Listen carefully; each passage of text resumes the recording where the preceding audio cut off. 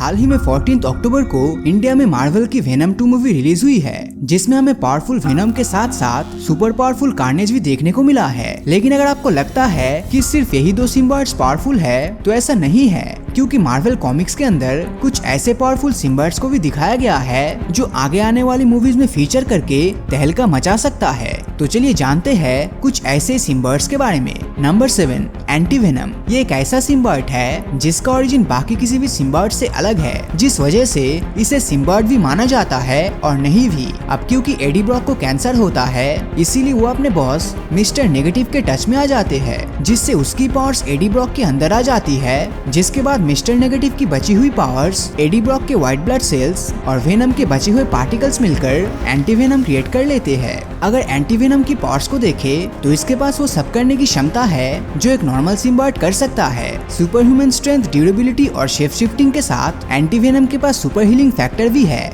जिसकी मदद से वो अपने होस्ट पर हुई इंजरीज को बहुत ही तेजी के साथ हील कर सकता है। इस पर फायर और साउंड वेव्स का भी कोई इफेक्ट नहीं होता, क्योंकि इसका सिम्बायोट्स के प्लेनेट से कोई कनेक्शन नहीं है। हालांकि अगर ये मिस्टर नेगेटिव के कांटेक्ट में आ जाता है, तब इसका हीलिंग फैक्टर काम नहीं करता, जिसके चलते इसके होस्ट को आसानी से खत्म किया जा सकता है।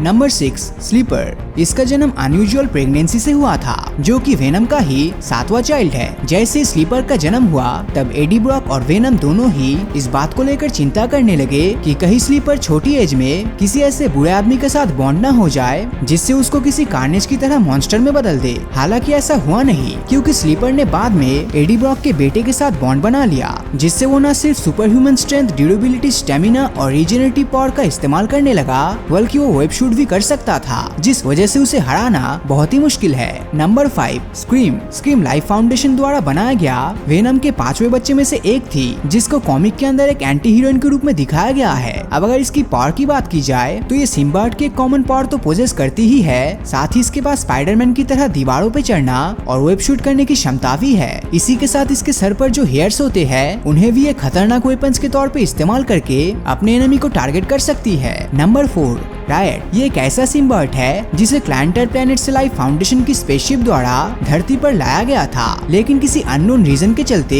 वो स्पेसशिप मलेशिया में क्रैश हो जाता है और उसी वक्त रायट सिम्बायोट वहाँ से छुपकर निकल जाता है। इसकी पावर्स पर नजर डाले तो ये सभी सिम्बायोट की तरह super human strength, durability, stamina, agility और हीलिंग फैक्टर पोजेस करता है। साथ ही इसके पास शेप शिफ्टिंग और वेपन क्रिएशन जैसी जबरदस्त एबिलिटी है। ये अपने वेपन्स को अपनी मर्जी के मुताबिक जैसे चाहे वैसे शूट भी कर सकता है, जो इसे फाइट के बीच बड़ा एडवांटेज देता है। इन सभी पावर्स के अलावा रायट के पास एक और जबरदस्त पावर है, जिसका नाम है सिम्बायोट एब्जॉर्प्शन। इस पावर की मदद से रायट फाइट्स के बीच में किसी भी सिम्बायोट को अपने अंदर एब्जॉर्ब करने की क्षमता रखता है। Number 3, venom. दोस्तों, वेनम एक सेंटिनेंट एलियन सिम्बायोट है, जो कि स्पाइडरमैन की वजह से सुसाइड करने जा रहे एडी ब्रॉक की बॉडी के साथ बॉन्ड हो जाता है, क्योंकि वो उसके गुस्से को सेंस कर लेता है, और इसी के बाद वेनम का जन्म होता है। वैसे हम वेनम को एक सुपर हीरो, सुपर विलेन और एक एंटी हीरो भी कह सकते हैं, क्योंकि ये अच्छे बुरे हर तरीके के काम करता है। इसकी पावर्स की बात करें तो वेनम सभी सिम्बायोट्स में अब तक का सबसे वीक सिम्बायोट है, जो कि अपने होस्ट एडी ब्रॉक की पावर को एनहांस करके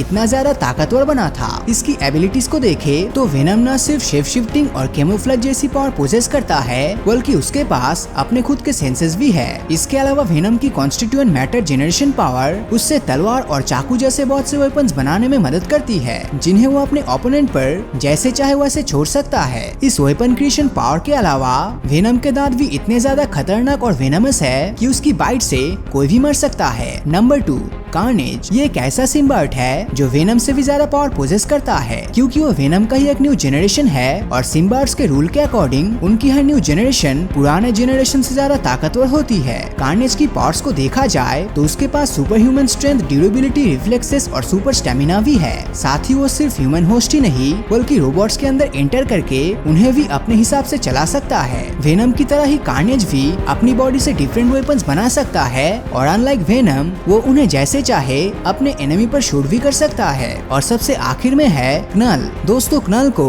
सभी सिम्बार्ड्स का गॉड माना जाता है क्योंकि इसने ही सभी सिम्बार्ड्स को क्रिएट किया है। इसके ओरिजिन की तरफ नजर डाली जाए तो ये बिग बैंग के पहले से ही यूनिवर्स में एग्जिस्ट करता है, जिसे अंधेरा से बहुत प्यार था। पर जब सेलेस्टियल ने आकर यूनिवर्स को लाइट से भर दिया तब कनल ने उससे फाइट करने के लिए सिम्बार्ड्स के रेस को आगे बढ़ाया। अब अगर इसकी पार्ट्स की बात करें तो उसका अंदाजा आप इसी बात से लगा सकते हैं कि इसने न सिर्फ बहुत से सेलेस्टियल और गॉड लाइक बींग्स को मारा है बल्कि अपनी शैडो से सिम्बार्ड्स की पावरफुल रेस को क्रिएट किया है, जो साबित करता है कि ये सच में बहुत ही ज्यादा पावरफुल है। तो दोस्तों इन सभी सिम्बार्ड्स में से आपको कौन सा सिम्बार्ड सबसे अच्छा लगा? मुझे तो कनल सबसे ज्यादा पावरफुल और यूनिक लगा। और आपको नीचे कमेंट करके जरूर बताना। और अगर ये वीडियो आपको अच्छा लगा हो तो इस वीडियो को लाइक और अपने दोस्तों के साथ शेयर करना मत भूलना। और अगर अभी तक आपने हमारे चैनल को सब्सक्राइब नहीं किया है तो सब्सक्राइब करके नोटिफिकेशन बेल को ऑन कर दीजिए, क्योंकि मैं ऐसी वीडियोस हर हफ्ते लाता रहता हूँ। तो मिलता हूँ आपसे अगले वीडियो में और हमेशा की तरह थैंक्स फॉर वॉचिंग।